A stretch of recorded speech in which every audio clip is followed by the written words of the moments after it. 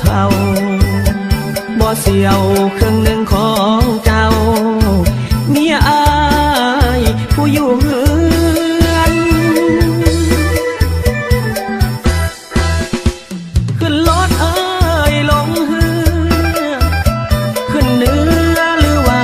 ลงใต้ไปลมสา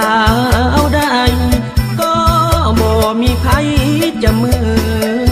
นลอยอยู่ลอยกิน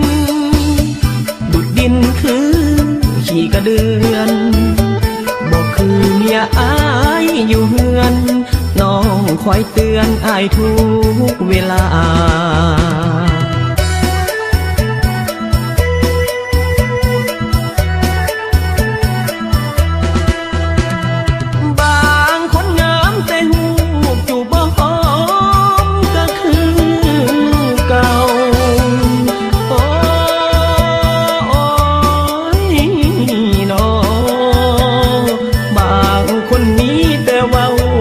บ่ห้อยดอกพอมีบางคนสูงบางคนเตี้ยบ่พอดี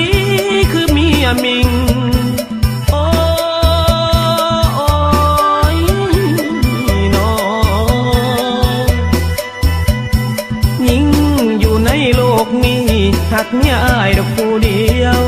เด้อนางเด้อ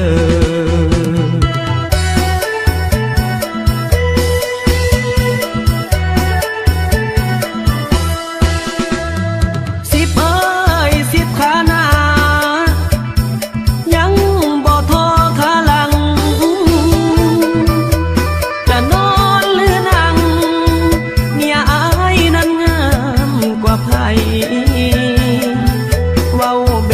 บแฟนอยากนอนน้ำยามใดก็ได้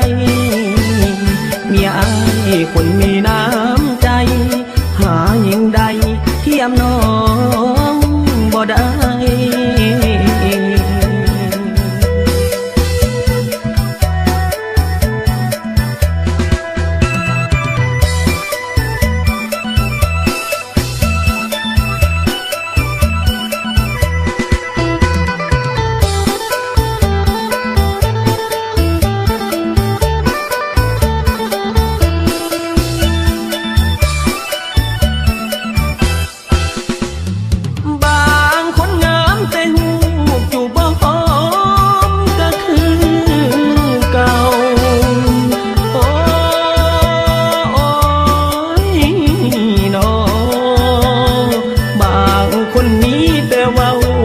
บ่ห้อยดอกพอมีบางคนสูงบางคนเตี้ยบ่พอดีคือเมียมิง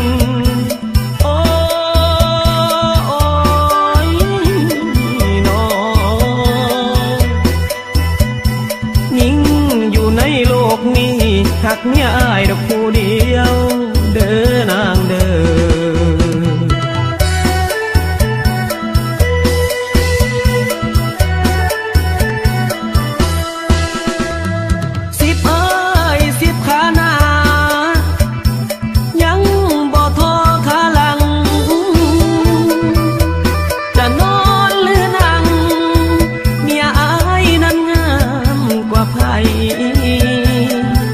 เว้าแบ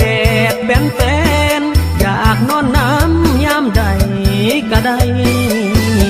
เมียอายคนมีน้